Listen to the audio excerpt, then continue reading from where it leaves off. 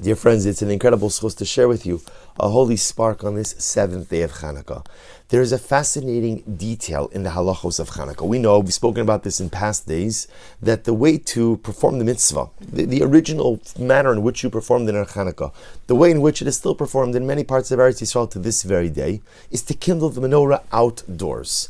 You would place it by the doorway to the outside of your home or the outside of your courtyard. The mezuzahs on the right side, the menorah will be on the left side, and that's how you kindle the menorah.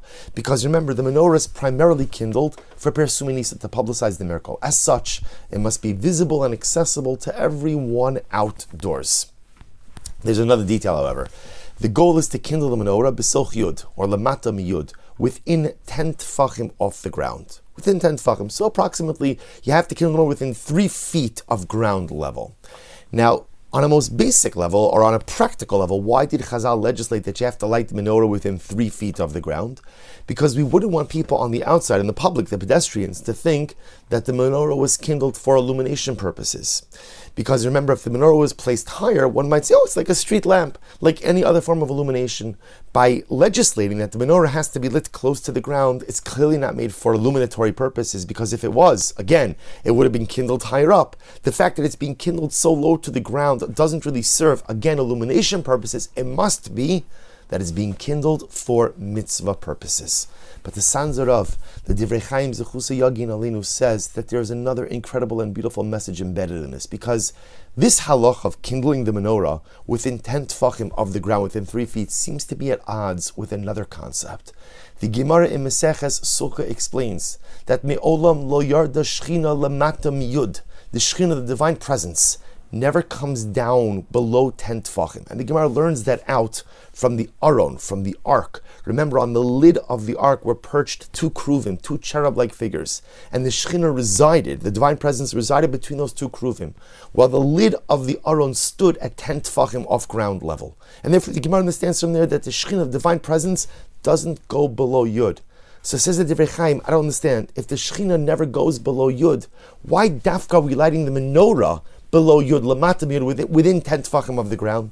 And the Divrei Chaim says something so beautiful. He says, you know what the menorah is? The menorah is like the spiritual beacon.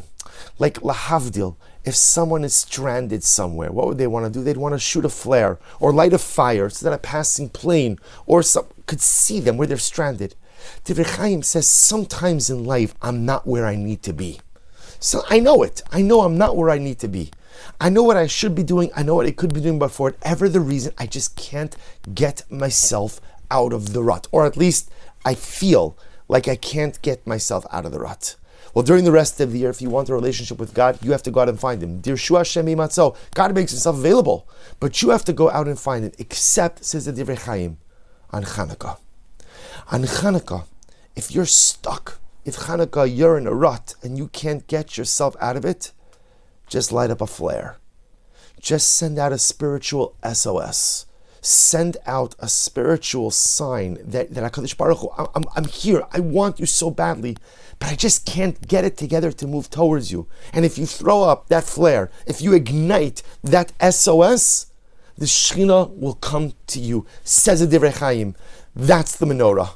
The menorah is the spiritual flare. The menorah is the spiritual SOS. The menorah says, HaKadosh Baruch Hu, I want you to know how badly I want you. How badly. I want you in my life so badly. But for whatever the reason, I'm just not able to move myself. So Hashem, I'm going to be very chutzpahdik. I'm going to ask you that because I can't go out to come to you, I can't go out to find you, I'm asking you to come and find me. You're going to ask where you can find me? I'll light my menorah. That way you'll know exactly where I am. I'll light my menorah so you'll know exactly where I am. And that's why, says the Sanzer of, we light the menorah even lamata miyud below 10, to show that sometimes if I can't get to HaKadosh Baruch Hu, He loves me so much that He's willing to come to me even if I am lamata miyud.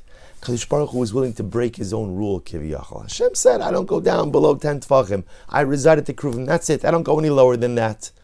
But when a Yid is in distress, when a Jew needs his God, when a Jew needs his father, and the Jew doesn't understand how to move himself to God, God moves Himself to man. That's the power of the menorah. So as we think about kindling the lights, we all have those moments where I know I need to be more. I could be more, but for whatever the reason, I just can't get my act together. Hanukkah says it's okay. Just ignite the spiritual flare. Just send out the spiritual SOS. And if you can't find your way to Hashem, the Ribono Shel Olam will find his way to you. Wishing everyone a lichtige Hanukkah and a good Chodesh.